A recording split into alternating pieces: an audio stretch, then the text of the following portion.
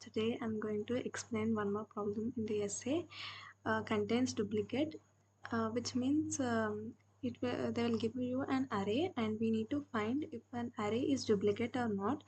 If the array contains more than one element, that more than one repeated element, one element occurs repeated number of times, at least more than one time, then the array is a duplicate array. So to find this, logic behind this is we have to take this is an example of an array.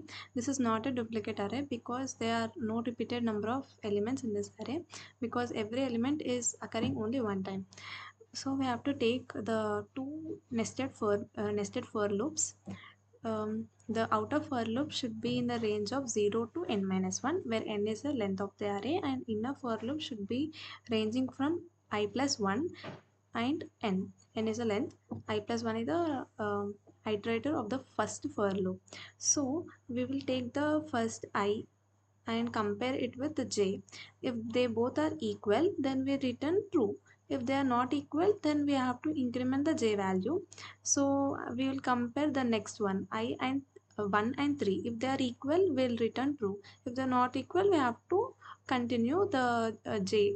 We have to increment the j value until the range of n. After that, if we don't find any element that is equal to 1, we have to increment the I value.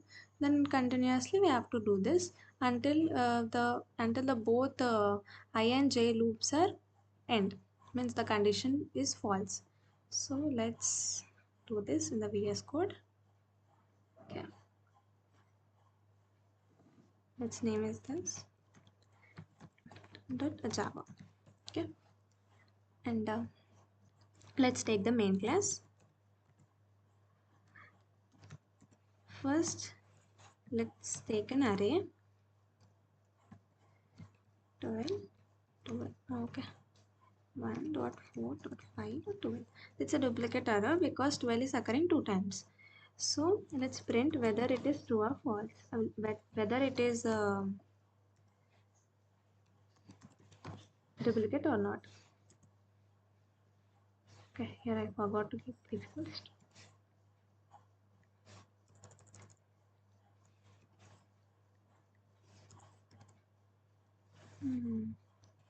Let's take this. Contains duplicate. Okay, this is the name of our function. Okay, then let's define the function. Static. It is a Boolean return type. Let's copy paste it.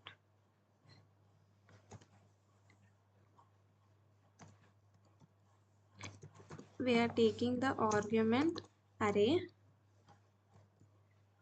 and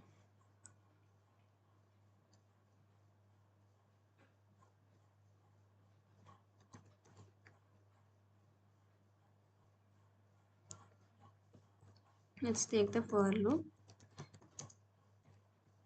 equal to 0 to length. We don't know the length, so we'll take this as array dot length minus 1. Okay, I plus plus, and the next inner for loop goes like this: j equal to I plus 1, j is less than array dot length j plus plus. Okay, then we have to check whether I and j are equal or not. If they are equal, then we have to return the elements present in that array, not the index. Okay, then we have to return true. That means they are duplicate elements in that array, otherwise false. Okay, this code.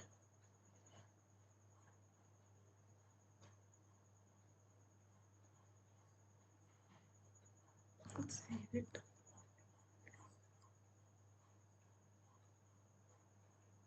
True, because 12 is occurring two number of times. That's why it is a duplicate array. Now let's change it as 1 2 3 4 5 6. Okay, now let's run the code.